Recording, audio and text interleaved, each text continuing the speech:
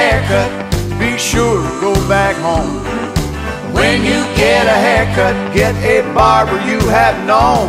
Since you were a little bitty boy sitting in a booster chair, or you might look like Larry Moe or Curly if a stranger cuts your hair. Well, Butte, Montana, just passing through. One thing I just had to do, had to get a haircut, and I was worried for my hair. Oh, I had a feeling of impending doom the minute I stepped into that room, laid my eyes upon that barber chair. It was a macho barber shop.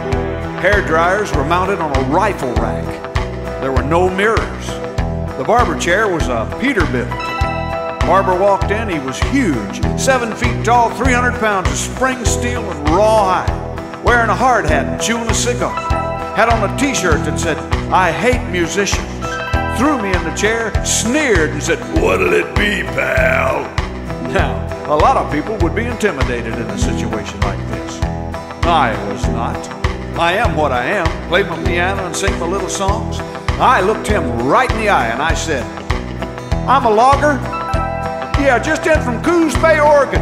Been topping trees.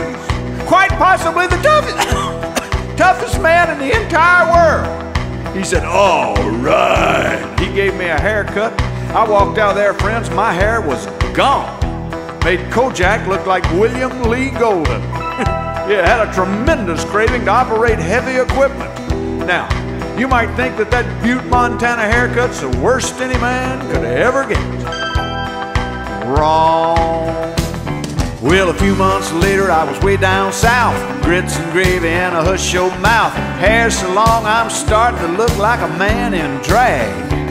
It was then that the sheriff walked up and said, "Hey boy, you got too much hair on that head. You better get yourself a haircut or a dog tag." Well, when I stepped into the shop, I realized immediately that I was dealing with a born-again barber. Don't see too many barber shops with a steeple. Had an organ in the corner, a choir. An usher led me to the barber chair. The barber walked in and started saying grace. "Oh Lord, for these haircuts we're about to receive, may we be truly thankful. Dominus possum pox probiscus postmortem et tu brute puella carborundum." He was sort of half Baptist and half Catholic. Maybe a Catechist. Anyway, he started cutting my hair and preaching at the same time. I mean, he's a wild man. Scissors and razors are flying around my head. He's talking about the evils of dancing and drinking and liquor and sex and wild women and music. And the music business. Then he looked down at me and said, "What do you do for a living?" Now, I'm not ashamed of what I do for a living. Work in bars and casinos, around liquor and wild women. Hey, I just play my piano, sing my little songs. I looked him right in the eye and I said, "I run this church for loggers." When you get a haircut, be sure to go back home.